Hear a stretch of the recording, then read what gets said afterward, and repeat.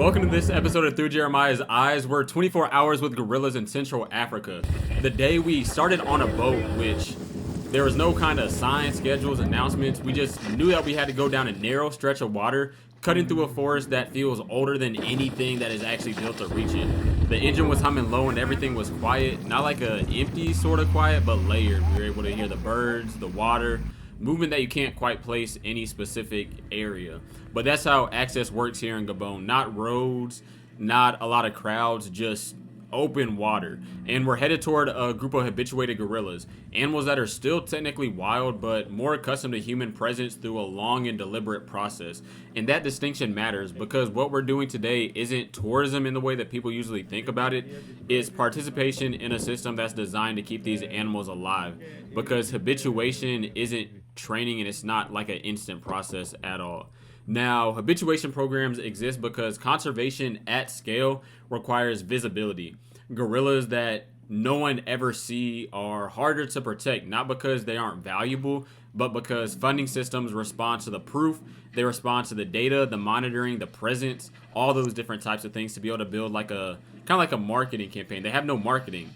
But to habituate a gorilla group, teams spend years, sometimes even decades, slowly introducing consistent and non-threatening human presence. The same people, the same behavior, same distance, over and over again. And the goal is predictability. Over time, the gorillas actually learn that we're not predators, so they don't lose their wildness, or at least they shouldn't. And that balance is fragile because if we push too fast, then we're slowly creating stress. But if we push too far, then we're actually slowly erasing the fear that actually keeps them safe out in the wild. And one of the hardest truths in conservation is that a wild animal with no fear of humans is often in more danger, not less. But when we arrive, the forest closes in fast. There's no grand reveal, no cinematic entrance, but you can see that the gorillas, they notice us gradually. There's movement in the undergrowth, a sound that doesn't belong to the wind or the water, a shape that feels heavier than everything else around it. And then you see them. The group is pretty small, about I think like between 8 and 10 individuals, 2 adult males specifically, and that alone tells you how delicate this social structure is. In most cases, 2 adult males do not coexist peacefully, like at all, unless hierarchy is clearly established. But here, it works because one is dominant, the silverback that you see, and everyone else knows it, including the other male. Gorilla society is very, very organized, and the leadership is physical, but it's also social. Whether it comes to making decisions about movement, feeding, and rest, all of them ripple throughout the group. And you don't need to understand every behavior to recognize the order. And when you spend hours with them or even just observing them, that becomes very obvious. But what most people don't see is what it takes to keep a group like this alive. Habituated gorillas require constant monitoring, trackers, veterinary oversight, wildlife rangers, food assessment, security, a whole bunch of stuff, like a lot of infrastructure that doesn't look impressive, but it never stops working. For this group, the cost is nearly like $12,000 to $15,000 per month, I believe, and that number doesn't even include the expansion or growth, inflation, emergencies, none of that. Literally just bottom line of the survival. And for years, it's crazy because there was a donor that funded this program, but suddenly they just stopped funding. There was no exit plan, there was no bridge funding, just absence at the end of the day. But the staff of the program actually ended up showing up. And tourism, specifically carefully controlled and limited tourism, is what became the answer. Not because it was like this ideal grand scheme, because ideal doesn't feed the animals, but people now visit to be able to fund the continuity of the program, to be able to pay salaries, keep the trackers employed, and to make sure habituation doesn't collapse halfway through its purpose. Because as I said before, if an animal is partly habituated, they don't fear humans anymore, and there's more in human wildlife conflict that can happen. And that's where the conservation gets uncomfortable, because it forces a question that people really don't like to ask or even talk about. Like, is presence exploitation or is absence worse? And there's no real perfect answer, at least in my opinion. There's only trade-offs. But what matters at the end of the day is the intention, the structure, and the restraint. Habituation programs that end up succeeding, or at least the ones throughout history that have, are the ones that put the animal welfare and good before the experience. Like there's distance rules, time limits, behavioral monitoring, a whole bunch of different things, and even immediate withdrawal of stress is observed. And even for our group, even though we were a group of vets doing some conservation work, we all had to wear masks when we were even, as you can see, a pretty good distance away because we're guests in this.